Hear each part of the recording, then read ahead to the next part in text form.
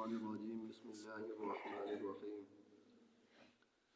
ربنا وابعث فيهم رسولا منهم يتلو عليهم آياتك ويعلمهم الكتاب والحكمة ويزكيهم إنك أنت العزيز الحكيم صدق اللہ العظیم۔ آج پھر دوبارہ اس کا ترجمہ سن لیں۔ ربنا اے ہمارے رب، وابعث فیہم رسولا بھیج ان میں رسول، من انہی میں سے، یتلو علیہم آیاتی کا جو ان پر تیری آیات کی تلاوت کرے، ویعلمہم الکتاب اور سکھائے ان کو کتاب اور حکمت، ویزکیہم اور ان کا تزکیہ کرے،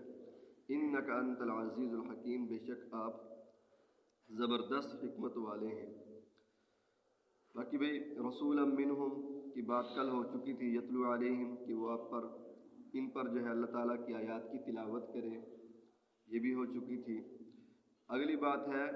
آپ کا دوسرا منصب، وہ ہے وَيُعَلِّمُهُمُ الْكِتَابَ کہ ان کو کتاب کی تعلیم دے۔ کتاب سے مراد قرآن پاک ہے، اور قرآن پاک عربی زبان کے اندر نازل ہوا، اور آگے سے جو مخاطبین تھے، سامعین تھے، وہ بھی عربی تھے، حضرات صحابہ اکرام عربی تھے، لیکن اس کے باوجود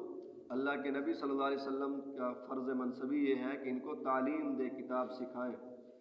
کہ بہت ساری جگہ ایسی آتی ہیں کہ باوجود عربی دان ہونے کے ان کو کتاب اور کی جو ہے تعلیم دینی پڑتی ہے، ان کو سکھانا پڑتا ہے، اور اس کی احادیث کے اندر مثالیں بھی ملتی ہیں، اور قرآن پاک کی تعلیم کے اوپر اجر بھی اللہ تعالیٰ نے بہت زیادہ رکھا ہے۔ حدیث پاک میں آتا ہے کہ جو آدمی ایک آیت سیکھ لیتا ہے، ٹھیک ہے جی، بغیر ترجمے کے، بغیر اس کی تفسیر کے، صرف ویسے سیکھ لیتے ہیں جیسے پڑھتے ہیں بچے، تو اللہ تعالیٰ ایک آیت کے اوپر 100 رکعت نماز نفل پڑھنے کا ثواب عطا فرماتے ہیں۔ جو نہیں پڑھے ہوئے تو ان کو بھی ارادہ کرنا چاہیے، کوشش کرنی چاہیے۔ اور جو آدمی ایک آیت کی تفسیر ترجمہ پڑھ لیتا ہے تو ایک آیت کے اوپر 1000 نفل پڑھنے کا ثواب عطا فرماتے ہیں۔ آپ یہاں سیکھنے کی نیت سے بیٹھتے ہیں، ٹھیک ہے نا جی، تو ایک آدھی آیت پڑھی جاتی ہے، 2 آیتیں پڑھی جاتی ہیں، تو سیکھنے کی اگر نہیں بھی نیت ہوتی، صرف درس سننے کی نیت نہیں کرنی، سیکھنے کی، اور ساتھ یہ نیت کرنی ہے کہ آگے اس کو بتانا بھی ہے اپنی اولاد کو، اپنے تعلق والوں کو، ٹھیک ہے جی۔ تو انشاءاللہ 5-10 منٹ بیٹھیں گے تو 5-10 منٹ کے اندر 1000 رکعت نماز کا آپ کو ثواب مل جائے گا۔ اللہ تعالیٰ کی بڑی مہربانی ہے، بڑی رحمت ہے اس کی۔ تو کتاب سکھاتے ہیں آپ، ٹھیک ہے جی۔ اور تعلیم کتاب کا ایک واقعہ بھی لکھا ہوا تھا کہ جب آیت نازل ہوئی کہ من یعمل سوءا یجزا بہ، کہ جو آدمی بھی برا عمل کرے گا اس کو بدلہ دیا جائے گا۔ حضرت صدیق اکبر رضی اللہ تعالیٰ عنہ پریشان ہوئے، اور پریشان ہو کر حضور کے پاس آئے کہ اللہ کے نبی، معصوم ذات تو صرف اللہ کے نبیوں کی ہوتی ہے، باقیوں سے تو کوئی نہ کوئی خطا، کوئی نہ کوئی غلطی سرزد ہو جاتی ہے، تو پھر بھی تو کوئی بھی نہیں بچے گا جہنم سے جانے سے، ہر ایک کو جہنم میں جانا پڑے گا، اس کی سزا بھگتنی پڑے گی۔ اللہ کے نبی صلی اللہ علیہ وسلم نے فرمایا کہ نہیں، اس کا مطلب یہ نہیں ہے کہ تم جہنم میں جاؤ گے یا اس کا بدلہ یہ دیا جائے گا، بلکہ مومن کو جو دنیا کے اندر تکلیف پہنچتی ہے، اللہ تعالیٰ اس تکلیف کے ذریعے سے بھی اس کو جو ہے وہ بدلہ دے دیتے ہیں۔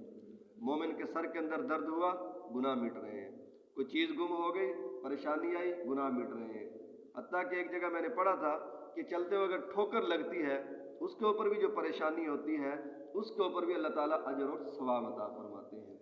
کوئی چیز گم ہو گئی ہے، کوئی گھٹنے میں درد ہو گیا ہے، سر میں درد ہو گیا ہے، ٹھیک ہے نا جی۔ تو اس طرح جو ہے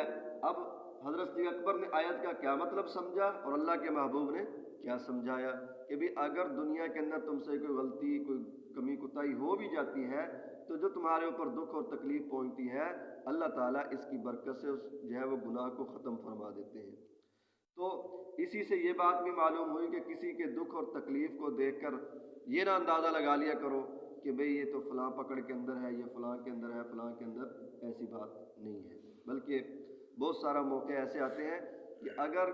کسی آدمی کو اللہ تعالیٰ نے اونچے درجے پر پہنچانا ہوتا ہے تو اس کی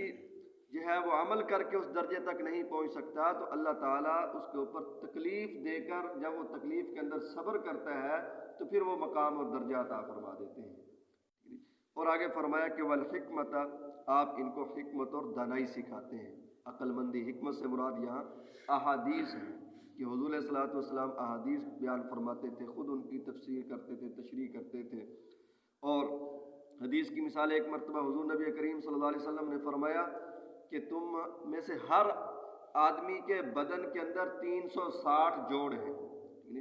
اور تمہیں چاہیے کہ تمہارے اوپر لازم ہے کہ ہر جوڑ کا صدقہ دیا کرو۔ اب صحابہ حیران ہوئے کہ بھئی 360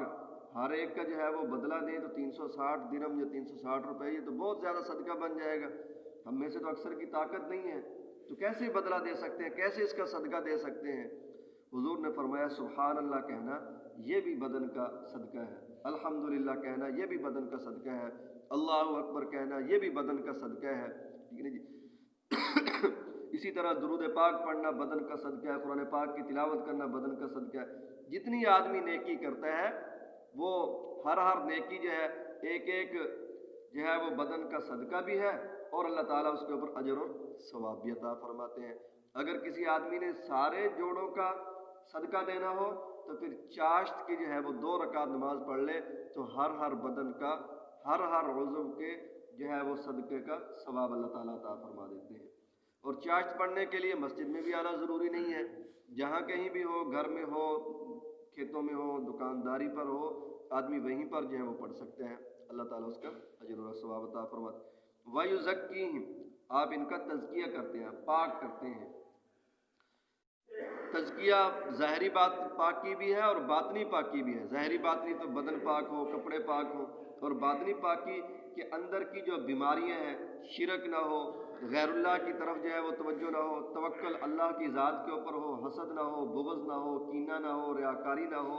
یہ باطنی بیماری ہے۔ اور اللہ کے محبوب صلی اللہ علیہ وسلم کی مجلس اور محفل کتنی برکت تھی کہ جو آپ کی مجلس کے اندر ایک مرتبہ کلمہ پڑھ کے بیٹھتا تھا ایمان کے ساتھ، ایک لحظے کے لیے بیٹھتا تھا، اللہ تعالیٰ اس کی ساری بیماریوں کو دور فرما دیتے تھے، اس کو راحت اور جو ہے اس کی ساری جو علائش یا بیماریاں تھیں اس کو ختم۔ لیکن اب چونکہ زمانہ دور ہوتا جا رہا ہے، گناہ زیادہ ہو رہے ہیں، اب بزرگان دین جو ہے وظائف بتلاتے ہیں کہ بھئی اتنی مرتبہ یہ تسبیح پڑھو آپ کی یہ بیماری چلی جائے گی، اتنی مرتبہ یہ تسبیح پڑھو۔ اب تسبیحات کے ذریعے سے یہ ختم ہوتی ہیں۔ اور فرمایا انک انت العزیز الحکیم، بے شک آپ زبردست حکمت والے ہیں، یعنی اللہ تعالیٰ حکمت والے ہیں، حکیم ہیں، زبردست ہیں، طاقت والے ہیں۔ اللہ تعالیٰ سے دعا ہے کہ اللہ تعالیٰ ہمیں حضور کی سیرت اپنانے کی توفیق نصیب